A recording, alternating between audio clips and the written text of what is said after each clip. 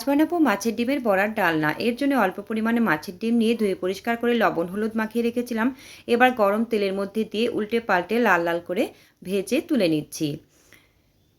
বড়াগুলো তৈরি করা হয়ে গেল। এবার আর অল্প সর্ষের তেল অ্যাড করে আমি এর মধ্যে শুকনো লঙ্কা তেজপাতা গোটা জিরে ফোড়ন দিয়ে দুটো আলু কেটে রেখেছিলাম সেগুলো দিয়ে লালচে করে ভেজে তার মধ্যে কিছু মশলা দিয়ে দিচ্ছি। মশলার মধ্যে আছে একটা টমেটো, একটা পেঁয়াজ, 4টে কাঁচা লঙ্কা, কয়েকটা আদার টুকরো, 1 চামচ ধনে গুঁড়ো, 1 চামচ জিরে গুঁড়ো দিয়ে পেস্ট করে রেখেছিলাম সেটা দিয়ে তার মধ্যে লবণ হলুদ আর হাফ চামচ লঙ্কার গুঁড়ো দিয়ে ভালো করে মশলাটাকে কষিয়ে নিলাম। কষানো হয়ে গেলে অল্প জল দিয়ে ঢাকনা চাপা দিয়ে আমি 5 মিনিট ফুটিয়ে নেব। 5 মিনিট পর ঢাকনা খুলে নিলাম। দেখুন ঝোলটা অনেকটাই শুকিয়ে গেছে, আলুগুলো ভালো করে সেদ্ধ হয়ে গেছে। এবার গরম মশলা দিয়ে একটু নাড়াচাড়া করে নামিয়ে নেব।